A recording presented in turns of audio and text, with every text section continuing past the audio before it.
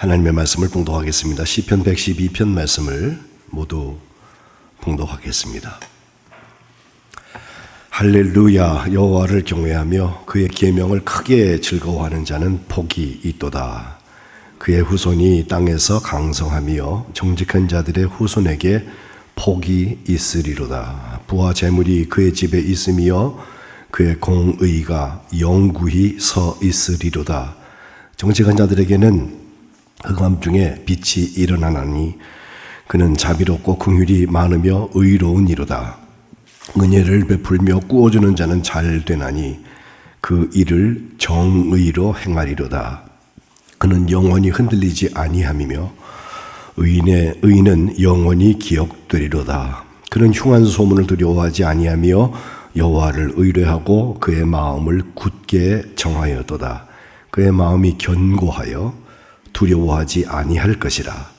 그의 대적들이 받는 보응을 마침내 보리로다. 그가 재물을 흩어 빈궁한 자들에게 주었으니 그의 의가 영구히 있고 그의 뿔이 영광 중에 들리리로다.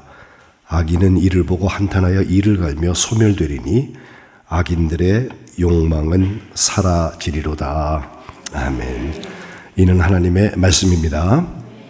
오늘 어버이날 예배를 함께 하시는 여러분들 가운데 하나님 아버지의 은혜와 평강이 충만하시기를 축복합니다. 꽃을 받으셨나요 혹시? 안 받으신 분 한번 손 들어보세요. 내리세요. 이따 갈 때라도 가져가십시오. 이게 무슨 꽃이죠? 이쪽만 꽃을 잘 아시네. 2층 저기 무슨 꽃이죠? 카네이션입니다.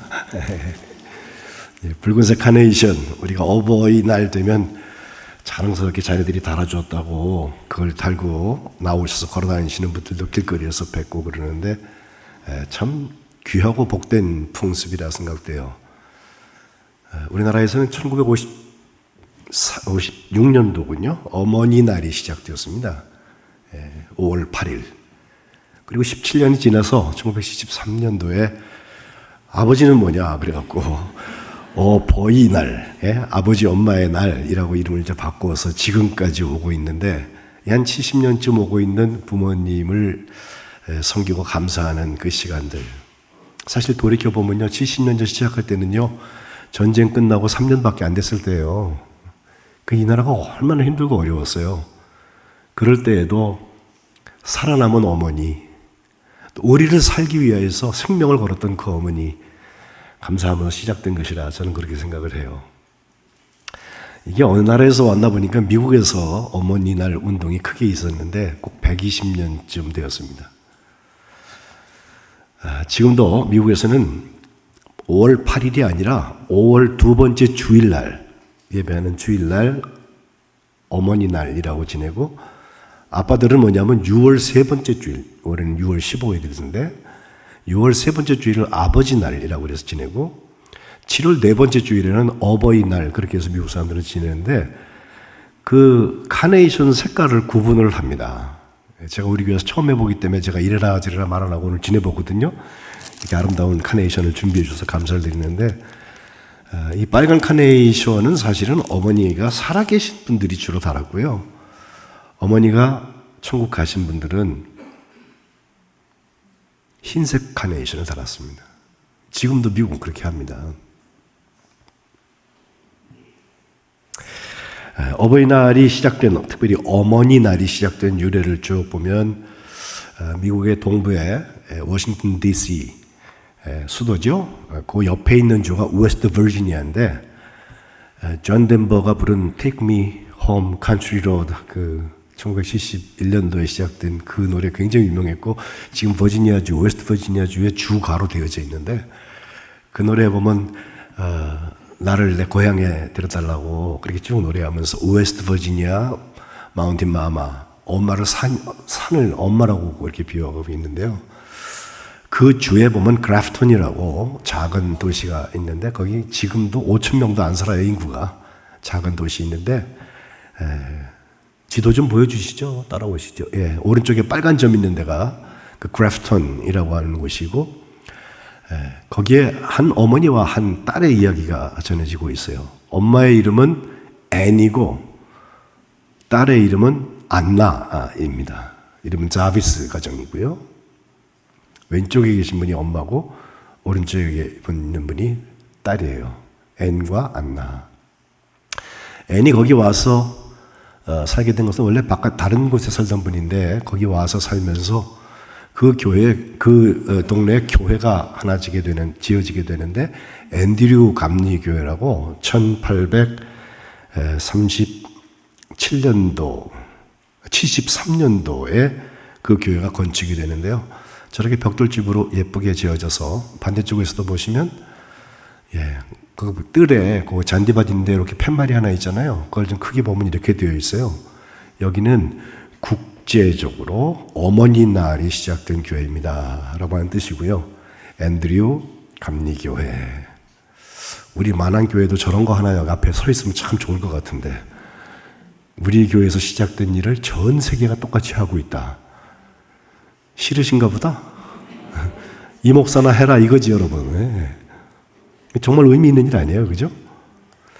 또 넘겨보시면 그 교회 지금 한 10년쯤 전에 교회 제가 홈페이지에서 열어가지고 우선 찾아드린 것인데 색깔이 흰색과 빨간색의 카네이션이 있죠? 그렇죠? 흰색은 누가? 어머니가 천국 가신 분. 어머니가 지금 살아계시지 않는 분은 흰색. 그 다음에 빨간색은 누가? 어머니가 아직 살아계신 분들. 제가 이거를요, 목회하면서 달아드리려고 이렇게 해보면요, 젊은이들은, 전 아직 장가도 안 갔는데 시도 안 갔는데 무슨 꽃을 달아요? 이런다고? 아니야. 자기도 엄마는 있잖아. 그쵸? 엄마 없이 세상에 오신 분 혹시 계세요? 한번 손 들어보시죠. 시험관에서 낳거나, 시험관에서 낳아도 어머니가 키워줍니다, 그거. 엄마가 다 있어요. 계모라도 있어요, 있기는. 예? 근데 그 어머니가 돌아가셨으면 흰색 따르라고. 예? 우리 어머니 돌아가셨어요 하는 뜻이에요, 이게.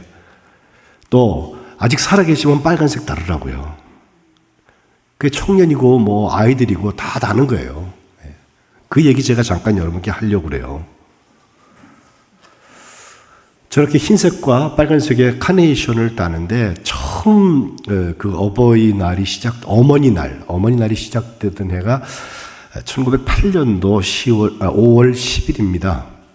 그때 1908년도에는 어떤 일이 있었냐면 1905년도에 그 어머니 앤이 돌아가시고 그 다음에 사실 그 어머니가요 13명을 낳았어요. 그 중에서 9명이 죽고 4명만 살아남는데 아들들 딸들 남아요. 그 중에 아들 하나는 아주 유명한 의사가 되었고 또 딸들 중에서 언니 되는 사람이 아까 그 안나라는 아이인데 뭐 아이도 아니지. 그때가 40살쯤 됐으니까.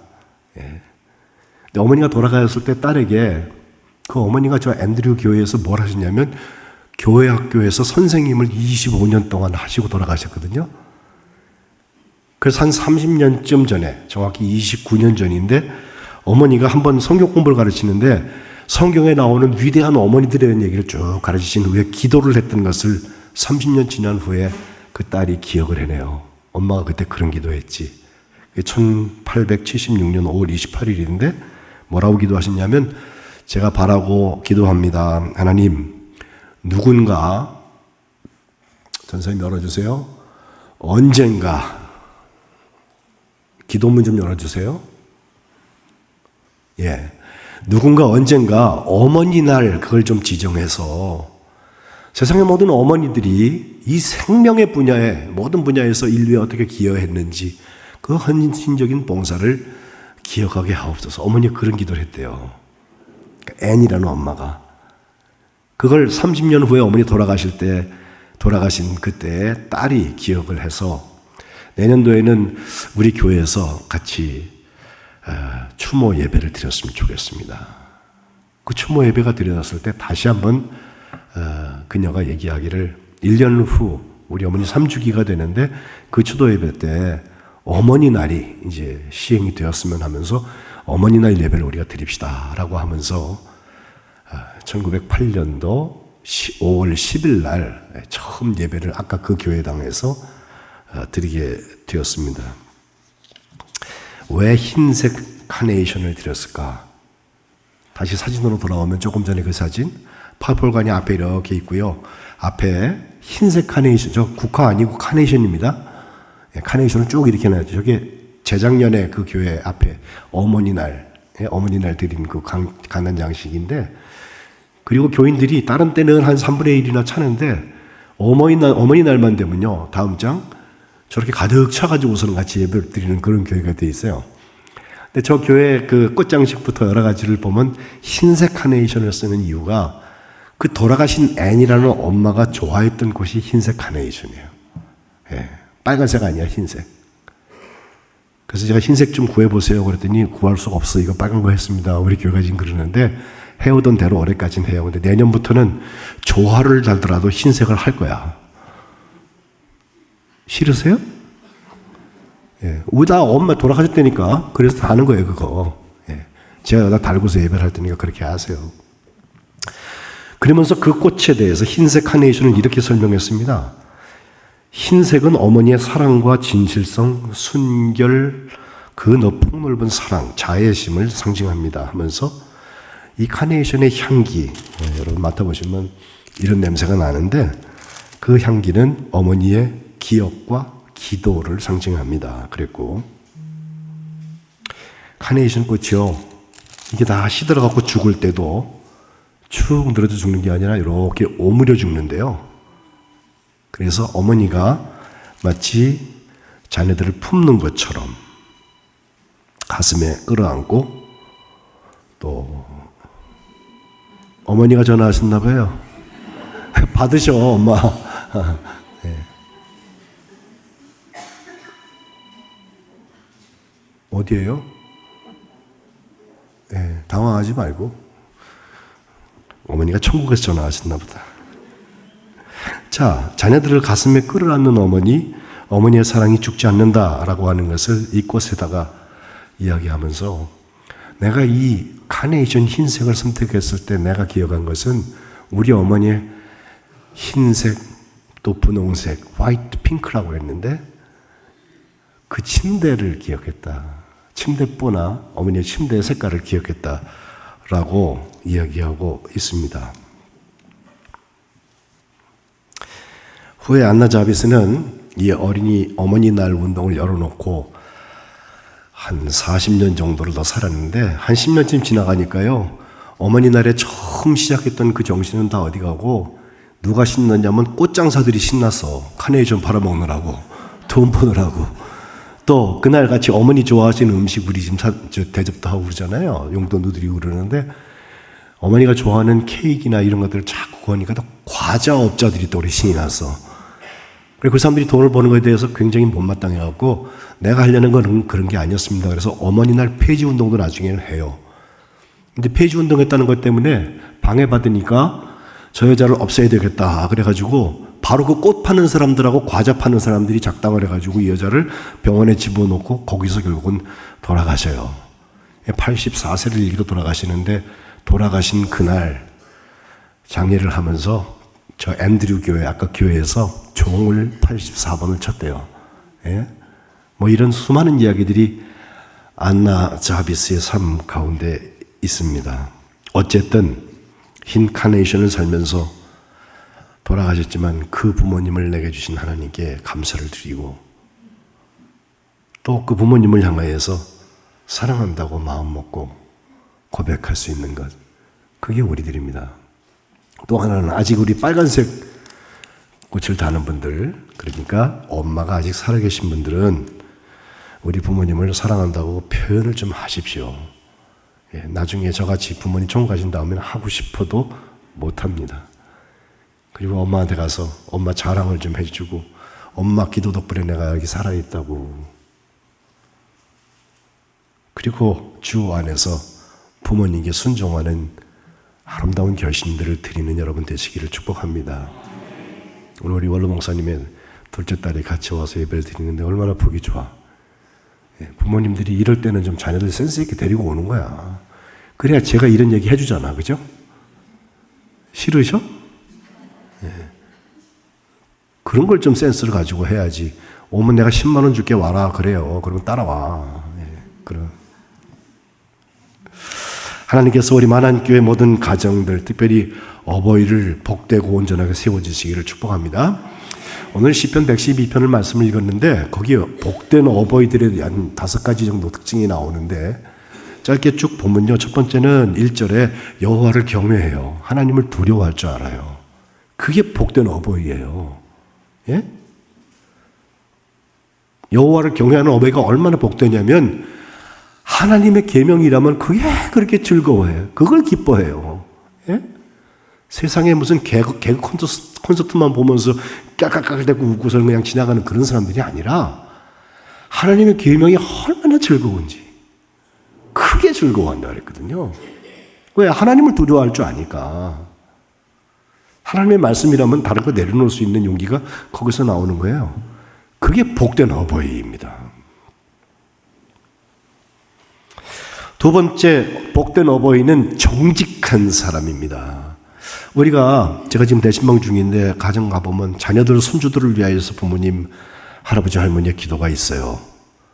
그런데 반드시 돌이켜볼 게 한 가지가 있는 게 후손이 땅에서 강성하는 것만 축복할 게 아니라 내가 정직한 사람인지를 돌봐야 돼.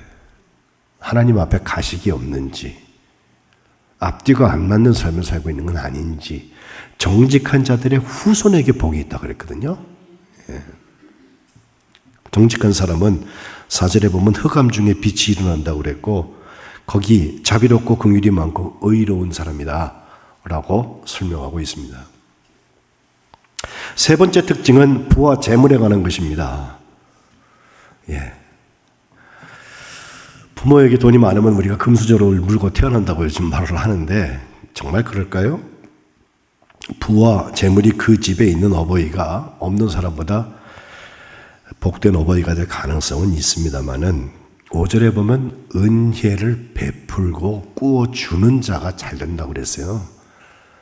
꾸는 사람 말고 꾸어주는 사람. 꾸어줄지언정 꾸지 아니하고 신명기 28장 얘기하잖아요. 베풀 수 있는 축복의 통로가 복된 거예요. 어떻게든지 남을 사취해갖고 내 주머니만 불리려고 하는 그리고 거짓말하고 지나가려고 하는 사람들 말고 아니에요. 꾸어주는 사람, 주는 사람이 복된 거예요. 그때 부와 재물이 의미가 있습니다. 재물을 흩어서 빈궁한 자들에게 주는 사람이 복된 어버이입니다. 이럴 때 아멘 해야 되는데 여러분 그렇게 되시기를 축복합니다. 나중에 돈 벌면요 그날이 와요? 없디까? 지금까지 살면서 보니까 거꾸로 흩어서 빈궁한 자들에게 나눠주는 사람은 하나님께서 복되게 하실 줄로 믿습니다.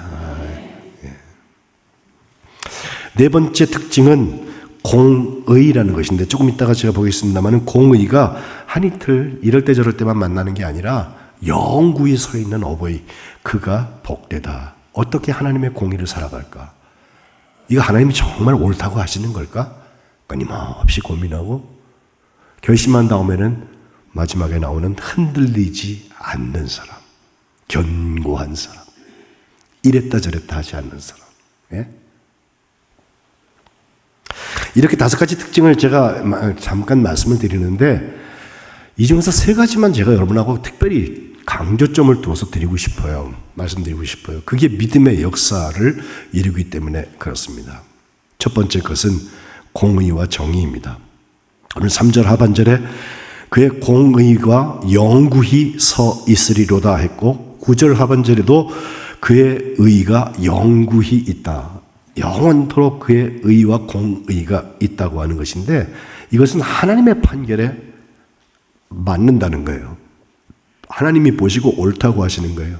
그러므로 하나님이 나를 보고 계시다고 하는 걸 잊어먹은 사람은요 공이고 나발이고 없어. 지 생각이 옳은 걸 한 거죠. 예? 목회를 하면서 보니까 교회에서도 나는 바른 소리 합니다 이런 분들이 계세요. 하나도 안 무서워. 예. 나도 바른 소리 할 줄 알거든요. 대체로 사회적으로 유능한 사람들이 그런 소리 합니다.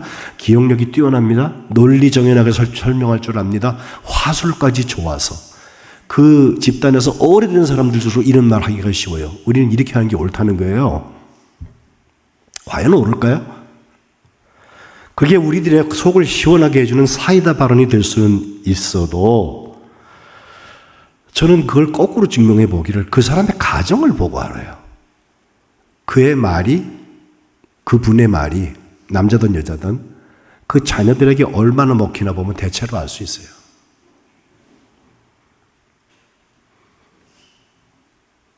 말로 안 되는 게 우리 자녀잖아요. 부모가 그렇게 사니까 자녀도 그렇게 사는 거예요. 의로운 어버이가 있다면 내가 뭐 좀 가졌다고 그래갖고 자만하고 교만한 게 아니라 또 반대로 뭐가 좀 없다고 그래갖고 비굴해지고 우울해지는 것이 아닙니다. 의로운 어버이는 소탐대실, 작은 걸 얻으려고 큰 걸 잃어버리지 않습니다. 눈앞에 작은 이익 때문에 한 입으로 두 말하지 않습니다. 거짓으로 사람의 눈을 속이고 이익을 취하는 일을 하지 않습니다. 불의의 소득이 왔다고 그래가지고 그것 때문에 기뻐하지 않습니다. 땀 흘리고 하나님께서 주시는 것에 오히려 감사합니다. 옳고 그른 가치의 기준이 하나님께 있기 때문에 그래요. 어느 집에 한 아들이 있었는데 그 아버지는 환경미화원이었고 엄마가 작은 고물상을 운영했대요. 그러니까 집안이 넉넉하지 않았던 집은 분명하죠. 그런데 그 아들이 어느 날 아주 비싼 고급 브랜드의 청바지를 딱 입고 나타난 거예요. 아버지 어머니가 아무리 셈해봐도 제가 어디서 저게 났을까? 저거 얼마짜리인데 우리가 준 적도 없고. 그래서 불러가지고서 놓고 야단을 치고 다그쳐 물었더니 아들이 하는 말이 내가 버스 타고 가다가 남의 지갑을 훔쳐서 거기서 돈이 있길래 이걸 샀습니다라고 털어놓는 거예요. 그때 아버지가 온몸에 힘이 빠져갖고서 철퍼덕 주저앉으면서 내 아들이 도둑이 되었구나. 잠시 후에 아버지가 정신을 차리고 하는 말, 내가 살아가는 환경이 어렵다고 그래서 잘못된 길로 빠져나가는 것은 나는 못 본다. 그러면서 손을 잡고 아버지가 권면하는 거예요.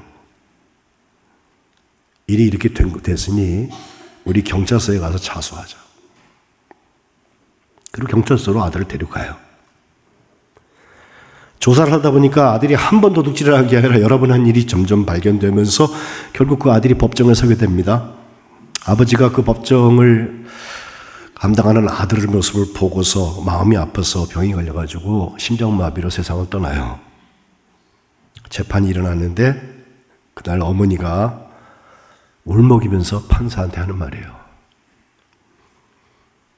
제 아버지, 돌아간 내 남편의 뜻대로 이 아들이 올바른 사람이 되도록 벌을 내려주세요. 그게 엄마야. 장례가 숙연해졌습니다. 법정에서 아들이 눈물을 줄줄 흘리면서 저희 아버지는 저 때문에 돌아가셨어요. 저희 아버지는 저 때문에 돌아가셨어요.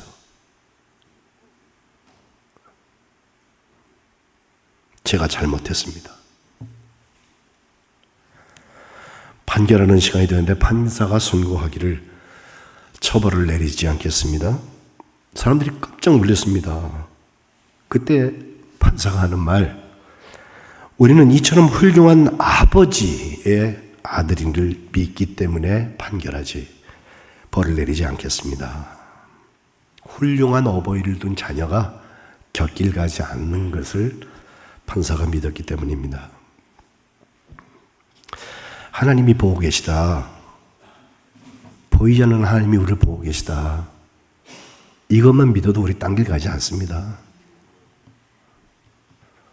우리 아버지 어머니가 나에게 원했던 삶이 이런 정말 싸구려 성공이 아니라 하나님의 기억하신 바 된 삶 아니에요.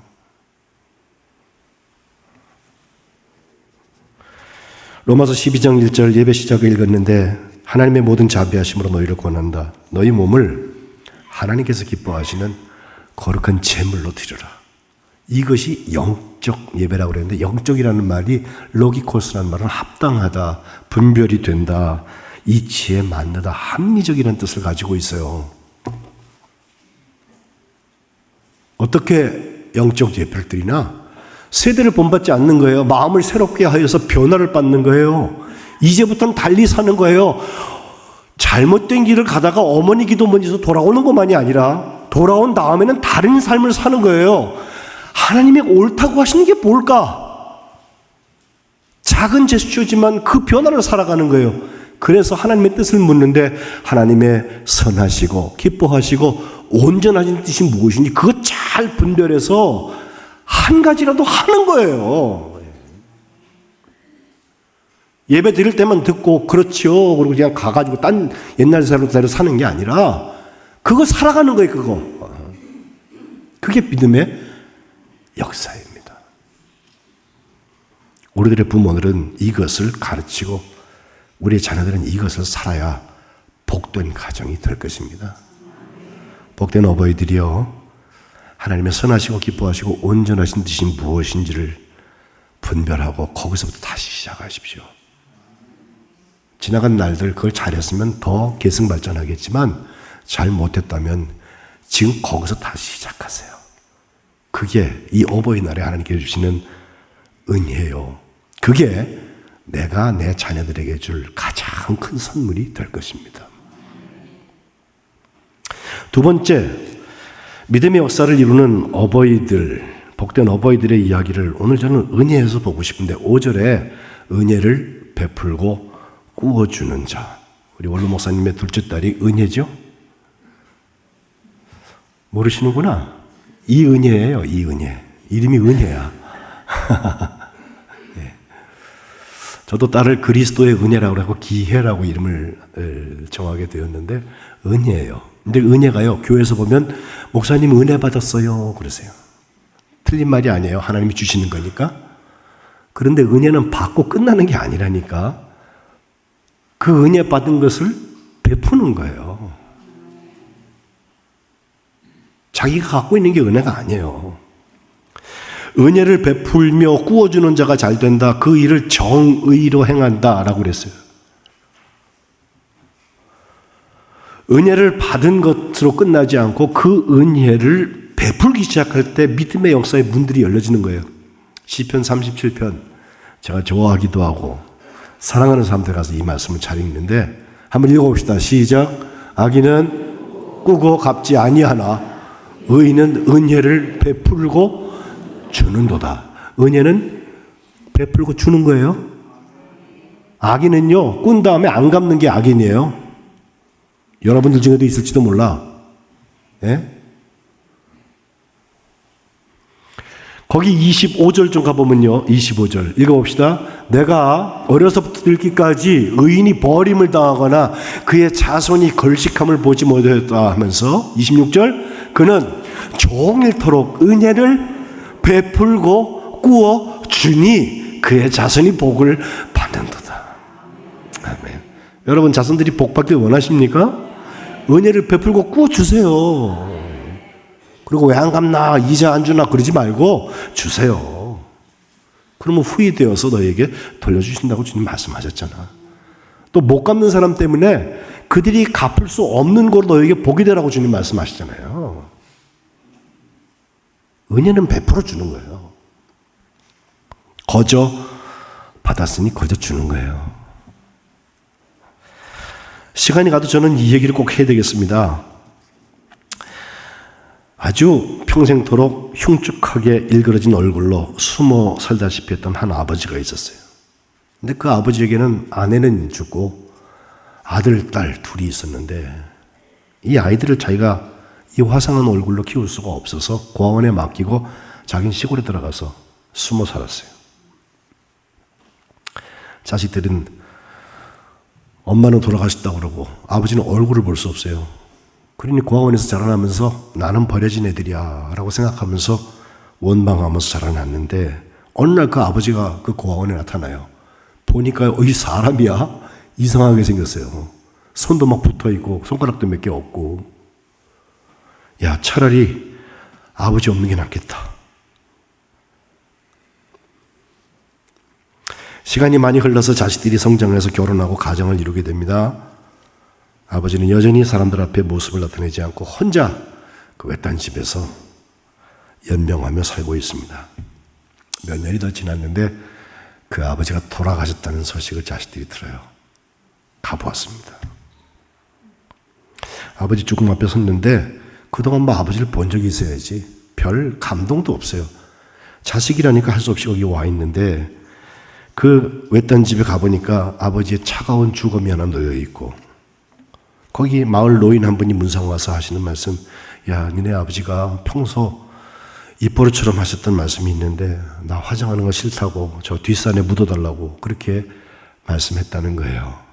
자식 그 남매가 생각을 해보니 뭐 아버지의 뜻인지는 몰라도 야, 여기다 갖다 묻어놨다가 우리가 그 추도 예배 같은 거 할 때마다 명절 때마다 여기까지 와야 되는데 번거롭다 귀찮다해서 화장을 하고 납골비에 모셨어요. 그리고 집에 와서 아버지 살던 곳이니까 자녀들이 정리해야 되잖아요. 유품들을 다 정리하고 태우기 시작을 하는데 옷이며 이불이며 다 태우기 시작했는데 뭘 버리다 보니까 책들이 있는데 그 태우는 중에 보니까 밖에 비망록이라고 써있더래요. 일기장이에요. 그래갖고 그걸 타는 걸 얼른 꺼가지고서는 이렇게 열기 시작했는데 그거 열다가 둘이서 그 자리에서 철퍼덕 주저앉게 되었습니다. 거기 편지 2통이 들어있는데 하나는 자기 아내에게 쓴 편지예요. 이렇게 되어 있습니다. 여보, 내가 당신을 여보라고 부를 자격이 있는 사람인지 모르겠네. 그날 당신을 얻고 나오지 못했던 나를 용서해 주시구려. 아이들 먼저 대피시키라고 당신이 말했길래 정신없이 아이들을 밖으로 데리고 나오고 그 울부짖는 아이들의 울음소리를 뒤로하고 불길로 쏙 뛰어나갔는데 나까지 불에 타가지고서 정신 잃고 당신을 데리고 나올 수가 없었다오.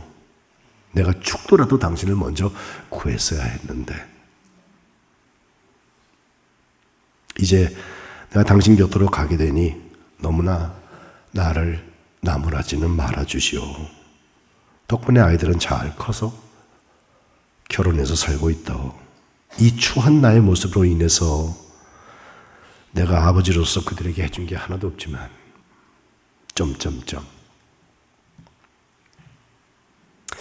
보고 싶던 내 아들, 딸에게 자녀들에게 준 편지입니다. 평생 너희들한테 아버지의 역할도 못하고 이렇게 짐만 되는 삶을 살다가 가게 됐구나. 염치불구하고 딱 한 가지 부탁이 있다. 내가 죽고들랑 절대 화장하지 말아라.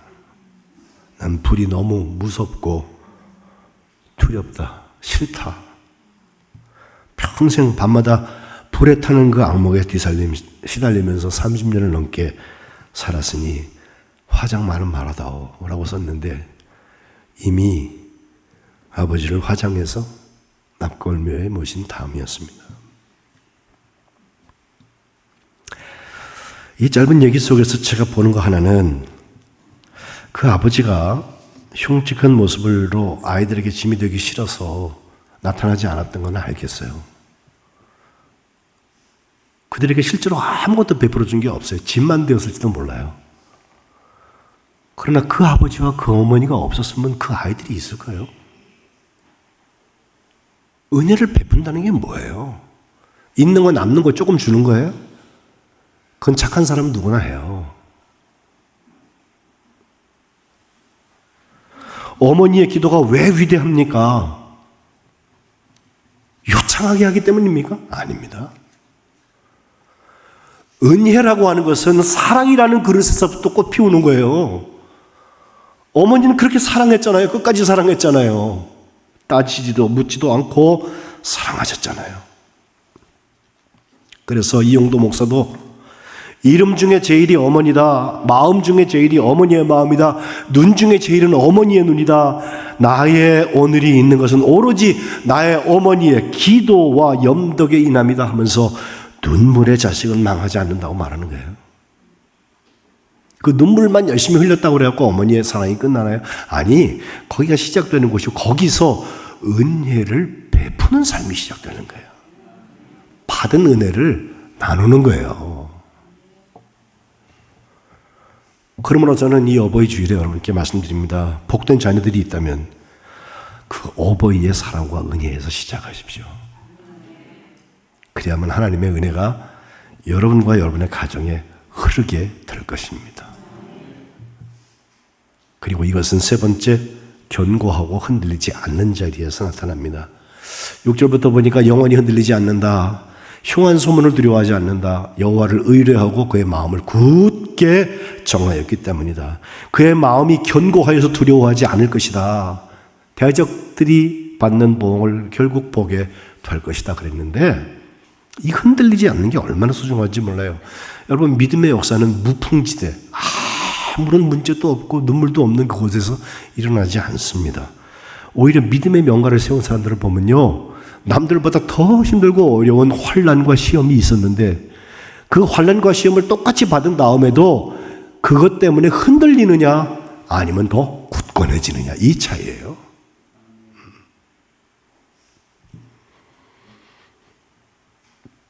고린도후서 15장에 보면 부활장이잖아요. 사망아, 너의 쏘는 곳이 어디 있느냐. 그리고 생명 얻은 것에 대해서 얘기하면서 부활장 맨 끝에 58절에 내 사랑하는 형제들아, 견질하여라, 흔들리지 말아라. 항상 주의 일에 더욱 힘쓰는 자들이 되라. 우리의 수고는 주 안에서 헛된 것이 아니다.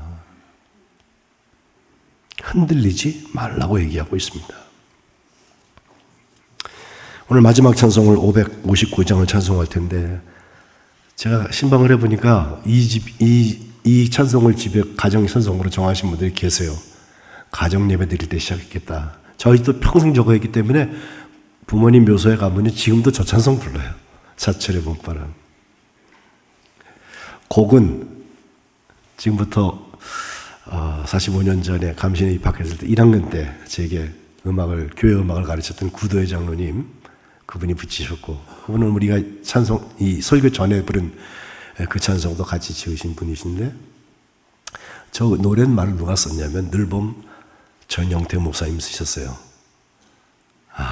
저희 외조부하고 친구분 되시는데, 저 전영태 목사님이 얼마나 좋은 찬송이에요. 사철의 봄바람 불어있고 하나님 아버지 모셨으니 우리 집 즐거운 동산이다. 한간의 초가도 천국이다. 여기가 우리의 낙원이다. 가정찬송으로 정말 좋거든요. 근데 저분이 7남매를 낳아서 특별히 1930년대 일제합니다. 그때 초반에 저 황해도 봉산 탈춤 아시죠? 그 지역이었는데 거기에 작은 교회를 섬기면서 창덕학교라는 소학교, 국민학교에서 아이들을 가르쳤어요. 경제적으로 어렵고 궁궁한 시절이었는데 그 집에 자녀가 7입니다. 고단한 일상이 계속됐습니다. 가정 예배를 드리면서 기도하면서 시작하고 기도하면서 끝나는 이 어렵고 힘든 시련의 시간을 하나님이 지켜주시기만 기도했습니다. 34년도에 제가 졸업한 감리교신학대학의 교수로 와서 봉직을 하게 되는데, 그 교수로 부임하여서 3년 되었을 때 수양동호회에 가입하여서 독립운동하다가 잡혀가서 일제하에서 막 어려운 일을 당하고 투옥되었습니다. 그래도 흔들리지 않았습니다. 그래서 아주 많은 그 문학운동의 선구자가 되기도 하였고, 그 7자녀 중에서 제가 아는 그 매풀, 산초, 이름이 산초인데 그 매풀, 우리나라 말로 매와 풀이거든요.